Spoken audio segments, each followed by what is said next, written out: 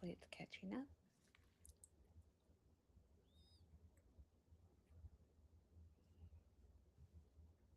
It looks like it's starting to pull it up. There we go. Okay.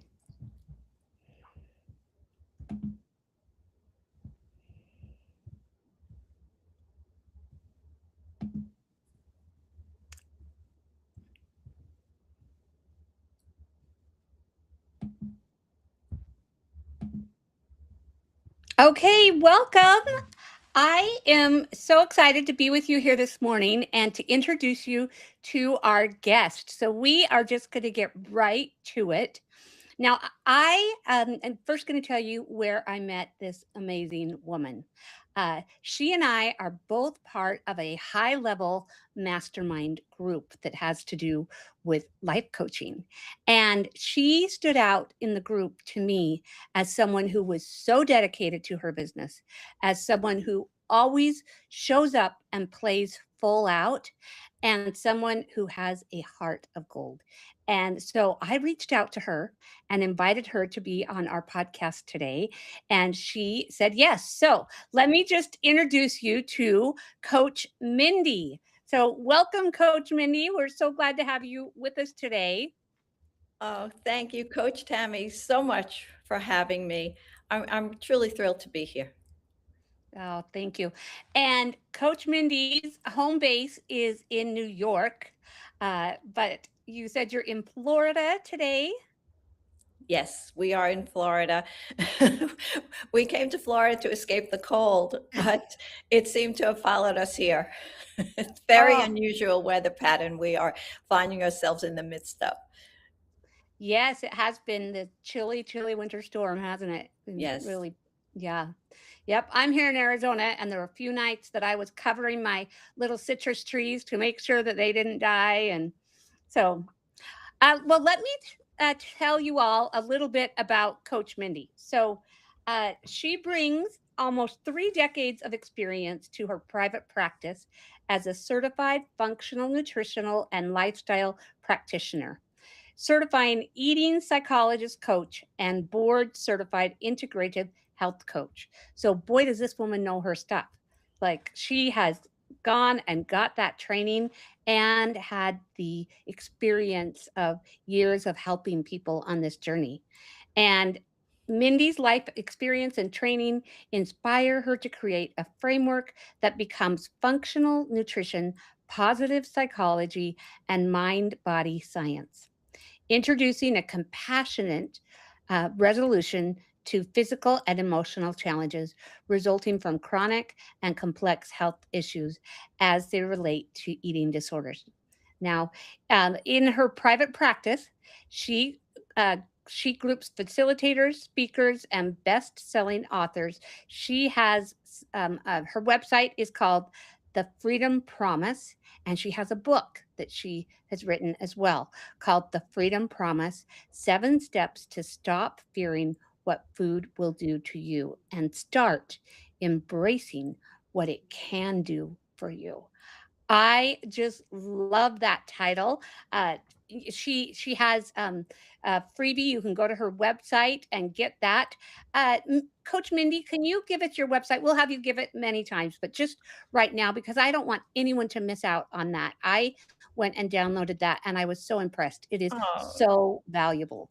thank you. Well, easy to remember. The website is The Freedom Promise, thefreedompromise.com. Mm, I love that. I love that. I mean, so many of us, me included, my relationship with food is very complex. I was an athlete in my younger years. Well, growing up, no. But then in my young adult life, I became a triathlete and I loved doing Olympic distance triathlons and fueling my body for success. But then April 9th, 2009, I had an accident while training and it just shifted everything. And it's been a life changer ever since. I could never do triathlons again. And it was hard to want to keep food dialed in when I couldn't do what I loved physically anymore. Right. So I would love to hear a little bit about your journey and what brought you to coaching and, just anything you want to share with us. Yeah, So, of Coach course. Mindy. Thank you. Thank you, Coach Tammy. Yeah, well, my story really starts back in my teens. From my teens till my early 40s, I had a very, very disordered relationship with food. Uh, Truthfully, my body was a battlefield. The scale was my judge, and food was the tool, and control was the promise. And ironically, in 1995, after I had started to study nutrition a little bit, I was hired by a local diet center. And here I was being paid to teach women the very strategies that were keeping me hostage, basically holding me hostage. And I stayed there for 7 years. And I was really good at it. I was really good at teaching women how to track, how to control, and how to shrink and essentially make their bodies go away. And what was becoming very apparent to me was that these brilliant women, accomplished women, I'm sure like so many women in our audience today, Coach Tammy,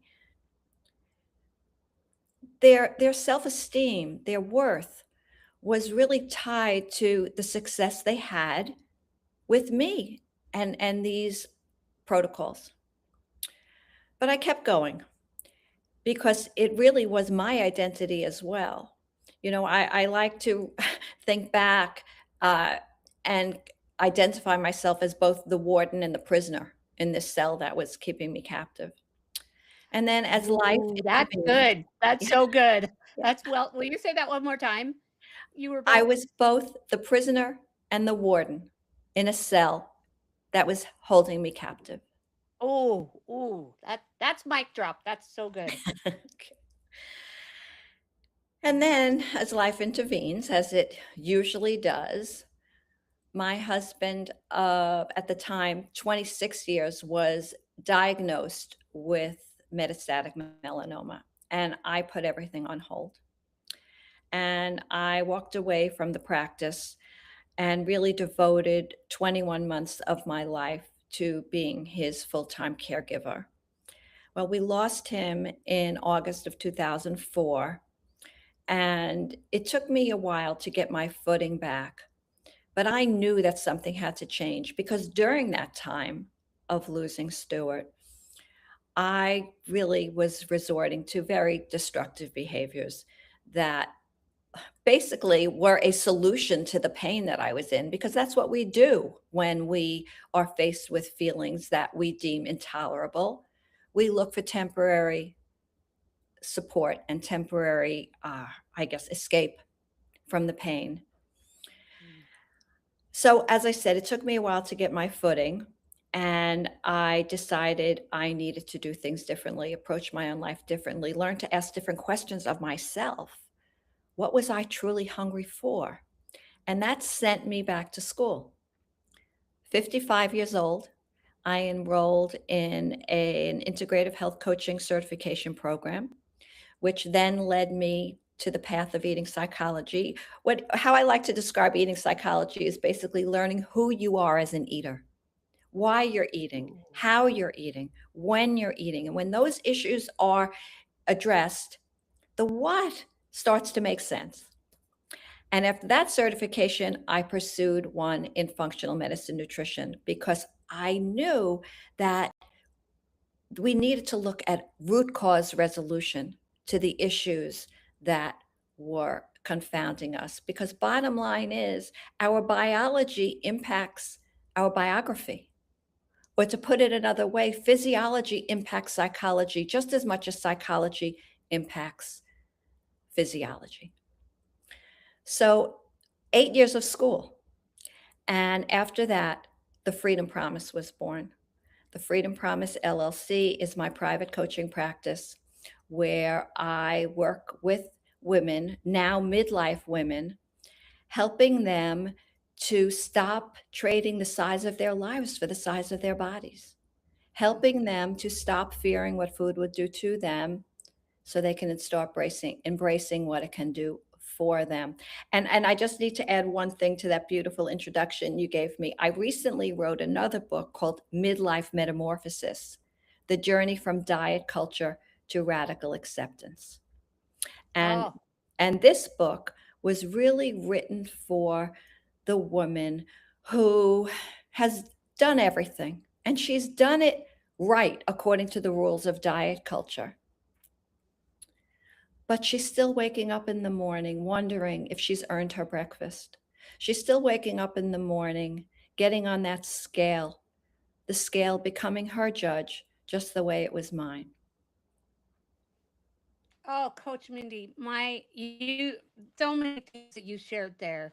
I mean, losing your husband and then choosing to, yeah, talking about menopause. I am in that stage, man. Got my fan right here. So, whoo. So I'm going to go read that second book for sure. But when you talk about losing your husband, and so many of us at that stage would just choose to give in, right?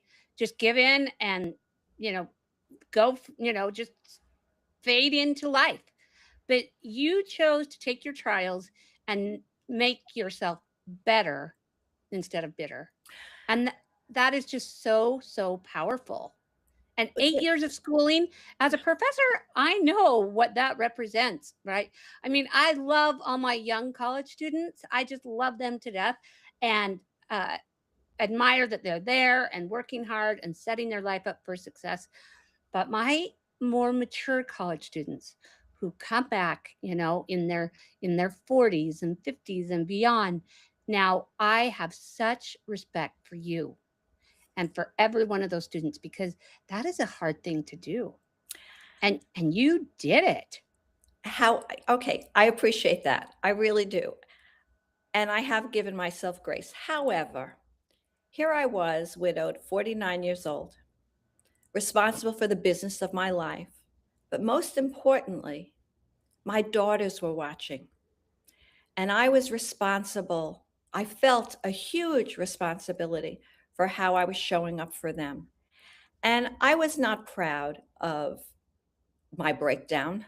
I was not proud of the way I was behaving in those years following their father's death. And I realized I had a choice. I could either stay buried in the darkness or I could choose the light and become a woman that they would become proud of. And they were grown women at the time. They were in their 20s. Our oldest daughter had been married right before her dad passed. Um, she was having a baby, and I knew I needed to be present in their lives. That's what I was hungry for. I had been hungry for connection. I had been hungry for feeling validated. Um, I certainly had brought baggage to the table, so to speak. And I knew that the only way that I could get out of that self imposed prison was to understand why I was feeling the way I was feeling, recognize that, reject the lies and the dysfunction that I had been attached to for so many years, reclaim my self worth as well as my health, and then finally radically accept where I was. And that is the basis for my private coaching program that I offer now, the 4R Freedom Method: recognize, reject, reclaim, radically accept. And I have to say that radically acceptance does not mean giving up. You just made reference before to the fact that I could have just said this is the way it is and given up. That expression, it is what it is, doesn't ever have to be it is what it is. Radically accepting means you've done the best you could at the time, and radically accepting that there are ways to do this better. I can rewrite my story, turn the page on what's no longer working, and start to write what will become my happily ever after. Oh, I love that. I love that. Okay. Will you give us those 4 R's one more time? Absolutely. Recognize, because you can't change what you don't see. Right? So recognize the voice of the inner critic. Mhm. Recognize that there is an inner wisdom within you, that the inner critic sometimes overshadows. Then we reject. We reject, but not only do we reject, we release, we let go. Let go of what's no longer serving us with the understanding that what is no longer serving us was the best we could do at the time. Always giving yourself grace, removing the shame. Because very often those self soothing behaviors are a solution. They're a solution to pain that we deem intolerable for whatever reason. And this is not a one size fits all program. Everybody has a different story. So after we reject and release, we start the reclaim process. Now, that also looks different for everybody. We reclaim our hungers. We reclaim the trust we have in our bodies to eat when we're hungry, stop when we've had enough. We reclaim our gut health because all healing starts in the gut. We reclaim the knowledge that our hormonal issues are not character flaws. We reclaim the fact that mind body connection is anything but woo woo, and we work on that. And then finally, after we've reclaimed nourishment, reclaimed movement, reclaimed sleep, the right to rest, reclaim our self worth, develop a mindset of abundance over scarcity, we can radically accept. And that's how healing becomes sustainable. Diets are not sustainable because the tools that we're given fail us. We don't fail, they fail us. The protocols, the eat this, don't eat that, it fails The us because billion-dollar industry yeah. that sets Oh, us up billion. well. Mm, mm. $163 billion industry that profits from our self-doubt. Oh, oh, man, you are yeah, you've got this down. I love it. Yep. And that it failed us, not that we failed. So, yeah, Exactly. like that. Mhm. Yeah. And there's a very another important point I want to make. You know, I my company is the Freedom Promise. I talk about finding food freedom. So let's talk about food freedom. Food freedom And is then well, wait, I didn't let yeah. you and then radical Oh, acceptance was the radical last one, accept right? right. Uh-huh. I wanna Accept hear just a little bit more about that one, even though yeah. I interrupted Yeah. you on the last Okay. one. Yeah. Accepting that where we are now is where we need to be. Mm. Accepting that we are a magnificent being born with self-worth.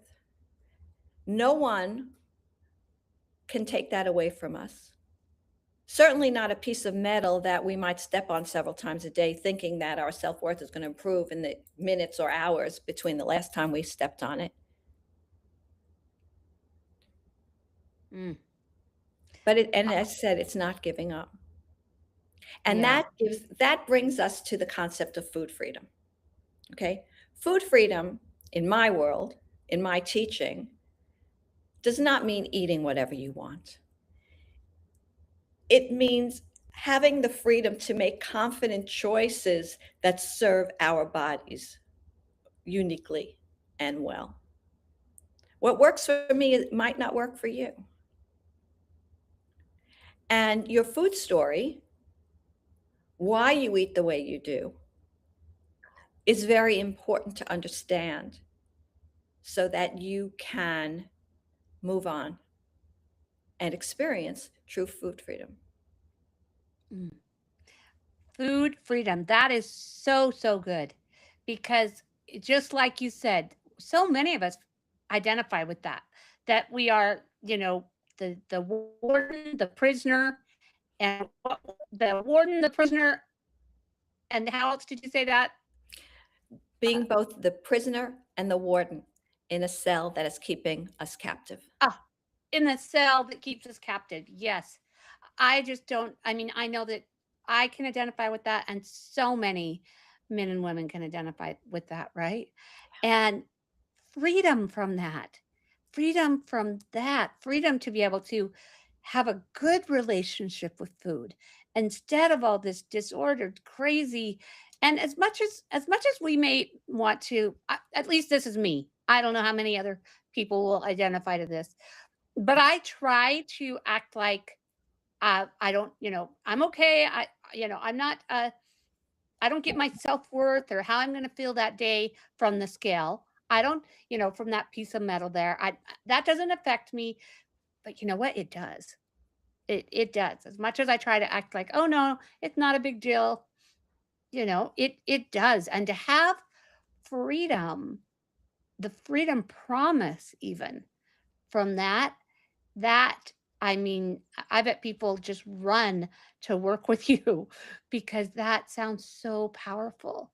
And you're not just, like you said, this isn't just woo woo stuff out there. Like, you have an entire framework and an entire process of how you can help people through this step by step.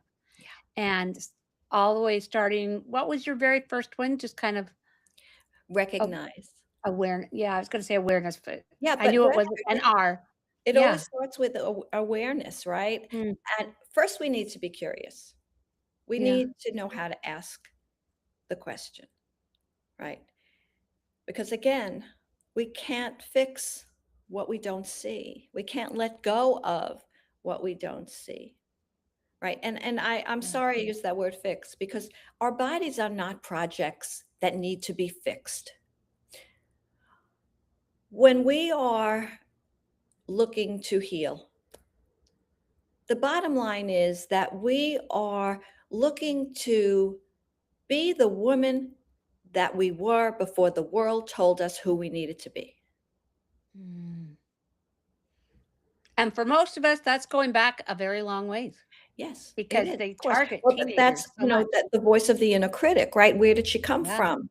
The inner critic came from dysfunctional and disordered messages that we got that in most cases were not malintentioned. Yes.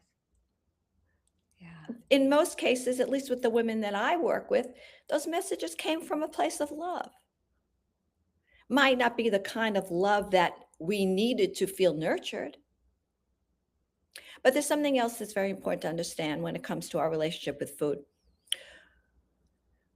When we are born, thrust into this bright, cold world, the very first experience that we have with being nurtured, with feeling held, has to do with food. Mm. We have no sense of ego, no sense of autonomy. We only know that we need to rely on that one person responsible for our care and feeding. And then in a lot of cases, we're disappointed by that one person who's responsible for our care and feeding. We're not given the love or the attention or the emotional stability that we need to thrive and to feel fully nourished, right? Because full nourishment is not what we find in the kitchen. Mm. And then what happens is we might not feel safe in the world that we're finding ourselves in. However, the mind remembers eat, feel better.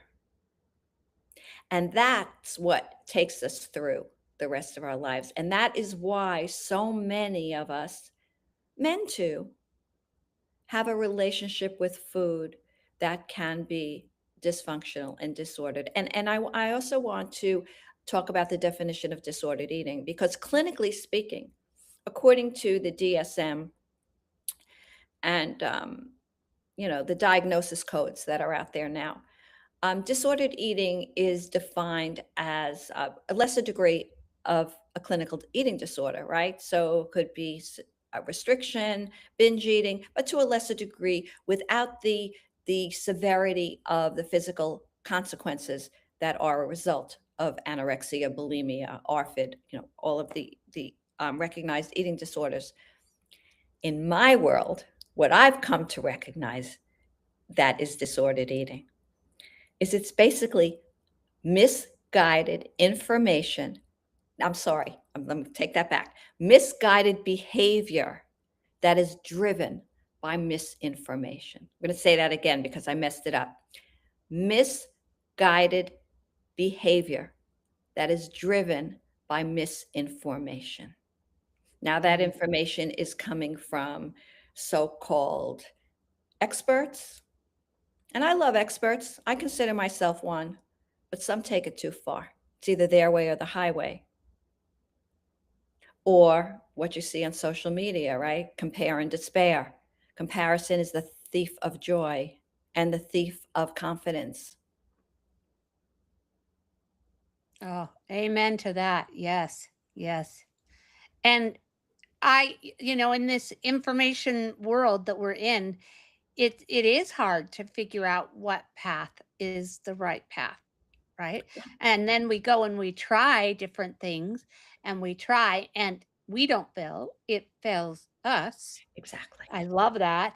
And then we feel a little bit less capable when we start the next one, For right? sure. And we And keep then trying. we start the next one and have a similar experience Mhm. and feel the same way again, only a little bit even less confidence when we're going to try to start the next one. And this is the yo-yo diet that we've all bought into, right? So, yeah, yeah, Yeah, or it's if this one so doesn't real. work, I'll try that one. Yeah, yeah, yeah. And that really creates the downfall, and that creates situations that are just not sustainable. However, when we can look at who we are as eaters, and a lot of this work is uncomfortable. It takes a very brave woman who has given her life, especially the women that we work with, the midlife women. I work with women in midlife and beyond who have this attachment to an identity. It's uncomfortable to recognize and let go. Mhm. And that is why very often when I work with somebody, we might not talk about food for the first month of our work together. We'll address the behavior with food, but I don't give meal plans. I don't offer any profound, definite protocols because everybody's different. And that's the other thing I wanted to say. All of these diet programs out there, and and they work for some, they absolutely do, and there's science behind each one of them, but there's something vitally missing in each one of them, and that is you, your uniqueness, your biology. You could be eating the healthiest food on earth, but your digestive system might not agree because of the situation in your gut, right? Our microbiome, what's going on in our gut, is as unique as our fingerprints. Wow, wow. No wonder it's so hard to figure out the right way to eat. Which, but okay, but you can when you listen, when you stop the Yes. noise and you tune in and you connect to the wisdom of your body. That's when Mm. everything happens. And I know you can relate to this, but it really comes down to it being a very spiritual connection. When you Yes, allow yes. yourself to be connected to your deepest sense of self, it becomes extremely spiritual. I'll tell you a story. Years ago, I was walking on the beach with the man who is now my husband.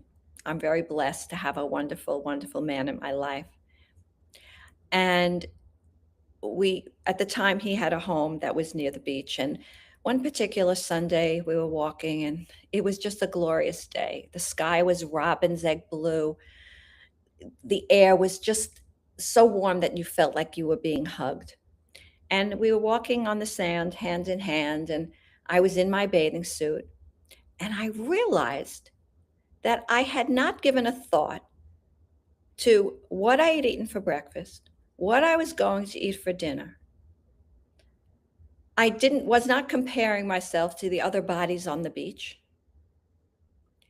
And I understood, maybe for one of the few times in my life, what it felt like to be connected to myself on that level. And in that lesson, I was able to understand how valuable I really am and see myself for who I was before the world told me who I needed to be. And I carry that story with me and I so openly share it because that to me was connecting to the deepest sense of self. Call it a higher power, call it a God, call it the universe, but that's what it takes to have that peace that creates the freedom. Mm. You know, that is such a powerful moment. Thank you for sharing that because in that, mind you, you're in wearing a bathing suit, like you said. And for most women, a lot, well, I shouldn't say most, that, but that can be, that's when we're most aware of our bodies, I'd And say, is vulnerable, when, vulnerable. yeah, and vulnerable. Yeah. And to have that feeling of such peace, peace recognized by the fact that you hadn't thought about what you had eaten and you hadn't been comparing your body to all the other bodies on the beach. Mhm. Like that is such a powerful, powerful moment. Yeah. And I think that's what we're all striving for. If we really look at what it is that we want when it comes to our relationship with how we fuel our bodies, we want peace. We want peace. Oh, And that peace comes from the gift of forgetting to mm. suffer, Beautiful. right? I Yes. mean, I can also share with you, the moments that I knew that I was healing, when I realized on a Monday morning that I forgot to weigh myself. Mm, When mhm. I was out for lunch with friends and I ordered a salad and it came beautifully dressed and I ate it anyway, even though I had forgotten to ask for dressing on the side, which for me was a huge non-negotiable. It's the power of forgetting to suffer, forgetting to hate yourself. Oh, Coach Mindy, I knew I loved you before, but wow. Wow, this is just incredible work.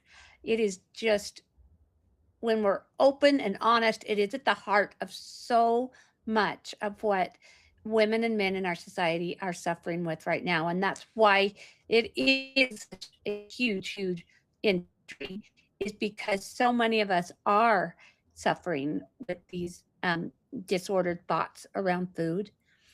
And I loved the name of your website and your book to before we got to chat, but now I really love it because I feel I'll even be open, Coach Mindy. I was like, freedom, the freedom promise, like that's big words. Promise is a big word, right? Because and from food, this thing that so many of us allow to hold us hostage in one way or another, but the things that you have shared with us today, you you give hope and peace and true, you've lived it, and you are there to guide us, to and through the freedom promise. And wow, that's powerful. Yeah, it's so funny. As you're saying this, I'm thinking to myself about the word promise.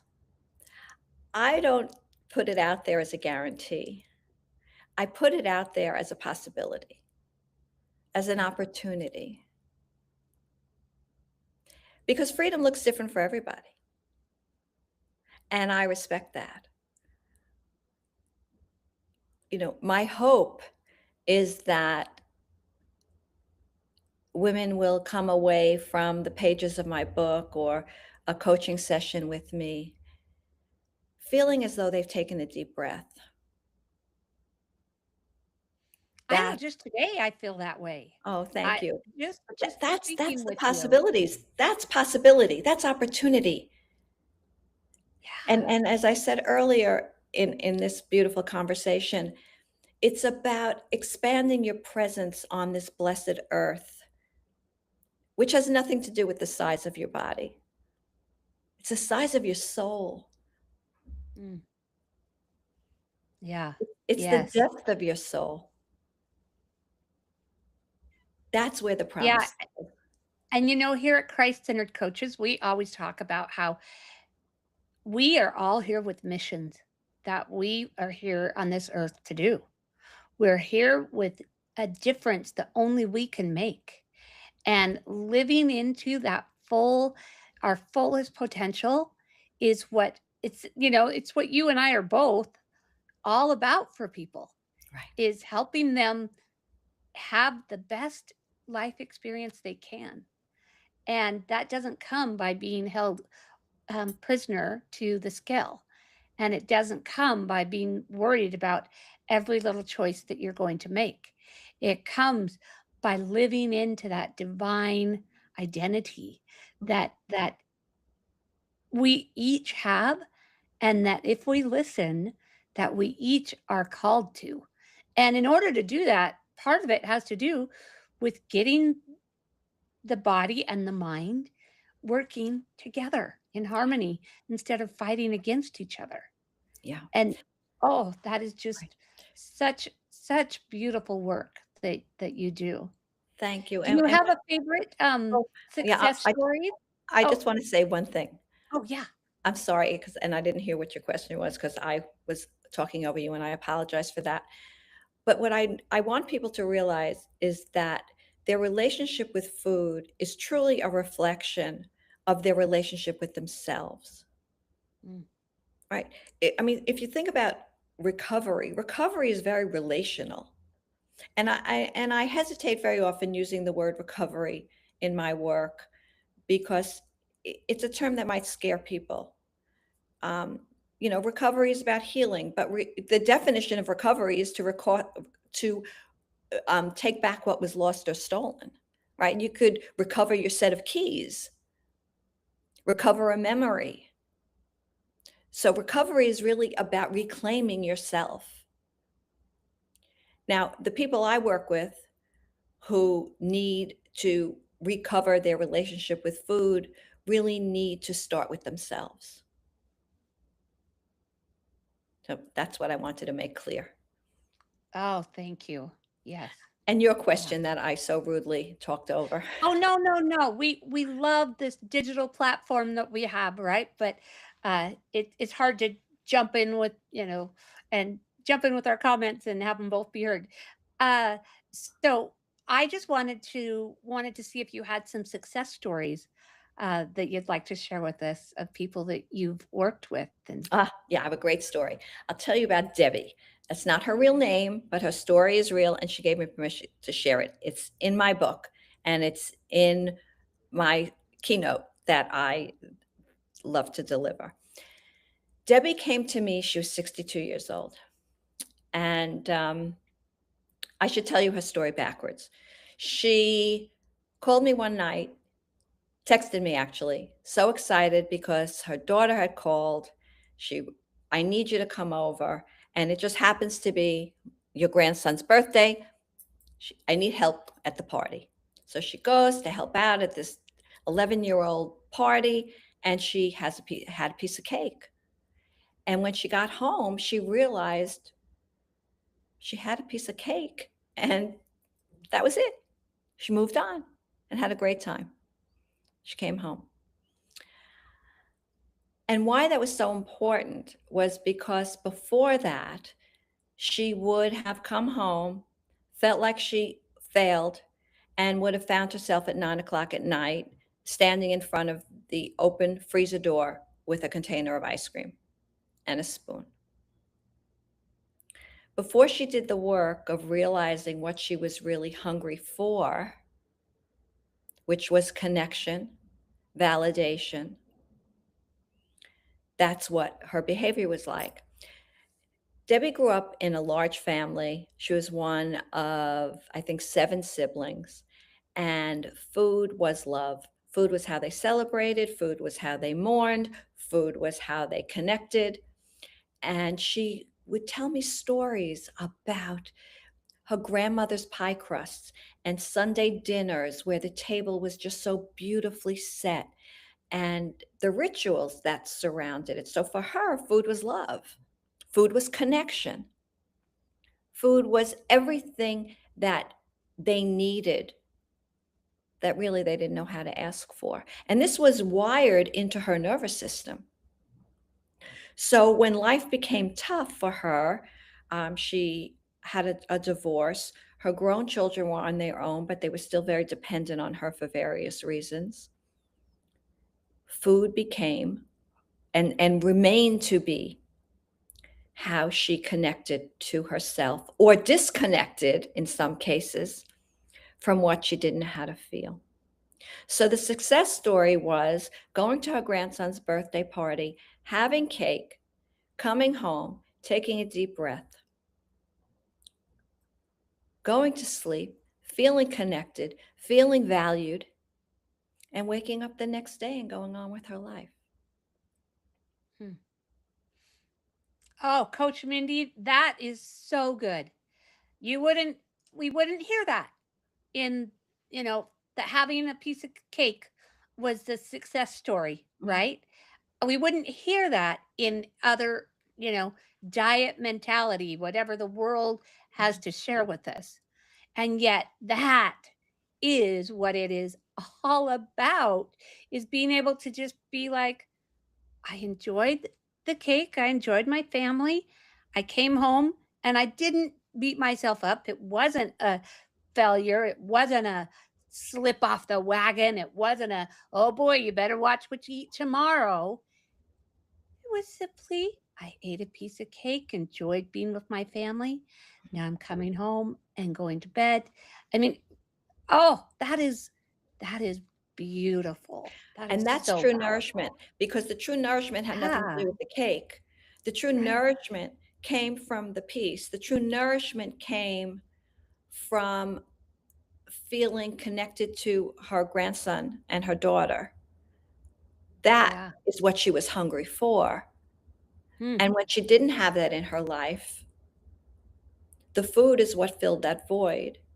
You made reference to my first book. So, it was the 7 steps to food freedom, right? So the final step is make sure you surround yourself with what fully nourishes you. And the caveat to that is you're not going to find it in the kitchen. Oh, that is so good, Coach Mindy. So good. Yeah. Mm, yes. Yeah, those 7 steps are an acronym for freedom. So find your enough, rest and digest. That's all about the science of stress. Eat when you're hungry, stop when you're not. Eat mindfully. Do something every day to make your body feel alive. Only eat whole foods as often as you can. And finally, make sure you surround yourself with what truly nourishes. And if you notice in Mm, that program, and even in my new program, the 4R Freedom Method, food is a very small part of it. What I yes. do in my work is I help my clients understand which foods make them feel the best so that they can choose confidently, feel empowered over their choices with the understanding that choosing not to eat something because it doesn't agree with them is not restricting, it's empowerment. Empowerment, honoring their truest self, Yeah. choosing higher, right? That's something we like to talk about a lot here Yeah. in coaching, is that, you know, yeah. So that totally, I love that. Love that so much. Wow. Okay. So tell us again a little bit more about your second book. I would love Midlife to hear it, metamorphosis. Yeah. as I've Midlife. got my fan here for Uh, menopause and yeah. So, midlife metamorphosis, the journey from diet culture to radical acceptance. So, it's part memoir. I have mm, client stories in there. It is for the woman who is really exhausted from the messages from that $163 billion diet industry, who is exhausted from the pursuit of amen. body perfection, Mm, right? Who is ready Sure. to walk away from the messages from an industry that profits from her self-worth. So, yes, I have taken an offshoot of those 7 steps that I've talked about, right? What it means to find your enough. Well, finding your enough also means adopting a mindset of scarcity, of abundance over scarcity, um, allowing yourself to feel your feelings, and understanding that the stress response is detrimental to and totally counterproductive to anything you might think about when you worry or have anxiety about food. So, what for the woman who wakes up in the morning feeling anxious over what she ate yesterday and what she was going to eat today, whether or not she earned her breakfast? It's for the woman who has invested so much in herself but hasn't seen the results or is still looking to rewrite her story. So the woman who's hesitating to invest in herself, perhaps she doesn't feel she's worth it. Or perhaps she feels that it's too late, she's too old, or she's too far gone. My message is you are never too old.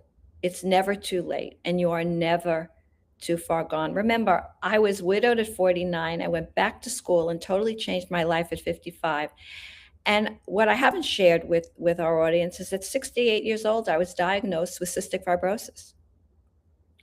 And that's how I knew that the foundation that I had set for myself was holding, because I didn't go back to the old behaviors.